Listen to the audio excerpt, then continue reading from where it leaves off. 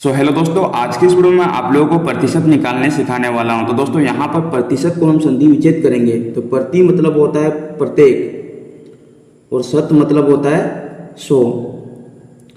प्रत्येक में 100वां भाग। तो इसका मतलब यहाँ पर दोस्तों प्रतिशत का सिंबल मतलब चिन्ह, प्रतिशत को हम इस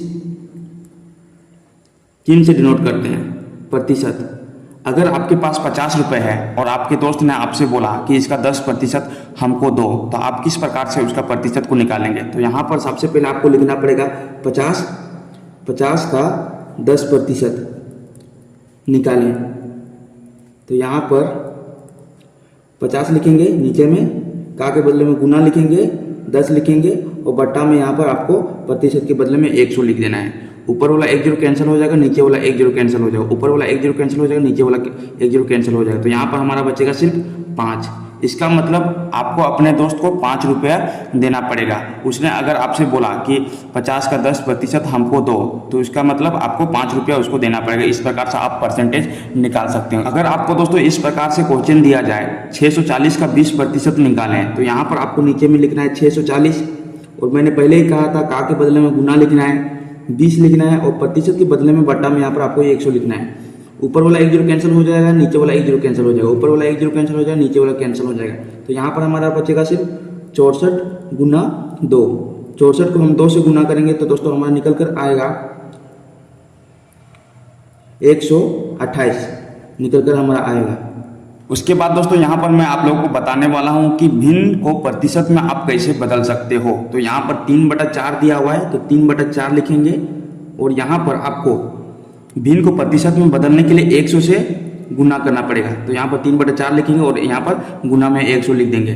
तो नीचे से हम इस 100 को काटेंगे 4 से, तो 4 एकम 4 और ये हमारा कट जाएगा 25 बार में, और 25 को हम 3 से गुना करेंगे तो हमारा निकल कर आएगा 75%। मतलब 3/4 को हम प्रतिशत में बदलेंगे तो 75% होगा। उसी प्रकार से एक अगला क्वेश्चन दिया हुआ है 4/5 को प्रतिशत में बदलें। तो यहाँ पर लिखेंगे 4/5, उसके बाद गुना में 100, 5 एकम 5 और ये 100 हमारा 20 बार में कट जाएगा और 20 को हम 4 से गुना करेंगे तो हमारा आएगा 80। इसका मतलब 4/5 को हम प्रतिशत में कन्वर्ट करेंगे तो 80% आएगा। उसी प्रकार से एक अगला क्वेश्चन है 3/10। तो यहाँ पर 3/10 लिखेंगे गुना 100, नीचे वाला 1 0 कैंसिल हो जाएगा, ऊपर वाला 1 0 कैंसिल हो जाएगा। 3 और 10 को हम गुना करेंगे तो हमारा आएगा 30%। इस प्रकार से हम भिन्न को प्रतिशत में बदल सकते हैं। उसके बाद दोस्तों मैं आप लोगों को भिन्न को प्रतिशत में बदलने के लिए सिखाने वाला हूँ। तो यहाँ पर क्वेश्चन दिया हुआ है 0.5। तो यहाँ पर 0.5 को हम लिख सकते हैं 5 और पॉइंट के बदले में यहाँ पर नीचे में आपको लिखना है 1 और यहाँ पर जो संख्या जितना संख्या दिया हुआ रहेगा उतना संख्या में यहाँ पर आपको 0 लिख देना है। तो यहाँ पर 1 संख्या है तो 1 0 डाल देंगे। उसके बाद गुना करेंगे हम इसको 100 से। तो यहाँ पर देख सकते हैं 5/10 है और गुना 100, तो नीचे वाला 1 0 कैंसिल, ऊपर वाला 1 0 कैंसिल। तो यहाँ पर हमारा बचेगा सिर्फ 5 गुना 10 मतलब 50। 0.5 को हम प्रतिशत में बदलेंगे तो 50% हमारा निकल कर आ जाएगा। उसी प्रकार से एक अगला क्वेश्चन है 0.12 को प्रतिशत में बदलें। तो यहाँ पर लिखेंगे सबसे पहले ऊपर में 12, उसके बाद पॉइंट के बदले में नीचे में आपको लिखना है 1, उसके बाद जितना संख्या दिया हुआ रहेगा उतना 0 आपको दे देना है। तो यहाँ पर 2 संख्या दिया हुआ है पॉइंट के बाद, तो 2 0 डाल देंगे। उसके बाद यहाँ पर गुना में 100।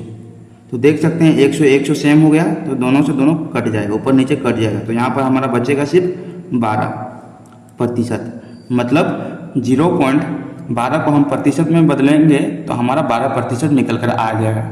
उसके बाद नेक्स्ट क्वेश्चन है नीचे में दिया हुआ है 0.25 को प्रतिशत में बदलें। तो यहाँ पर सबसे पहले लिखना है 25, पॉइंट के बदले में 1 लिखना है। अब पॉइंट के बाद जितना संख्या रहेगा उतना 0 आपको दे देना है। तो यहाँ पर 2 संख्या तो 2 0 डाल देते हैं। उसके बाद गुना 100। देख सकते हैं नीचे 100 है, ऊपर 100 है, दोनों सेम सेम है तो सेम सेम कट जाएगा। उसके बाद यहाँ पर सिर्फ हमारा बचेगा 25, उसके बाद प्रतिशत। मतलब 0.25 को हम प्रतिशत में बदलेंगे तो 25% हमारा आंसर आ जाएगा।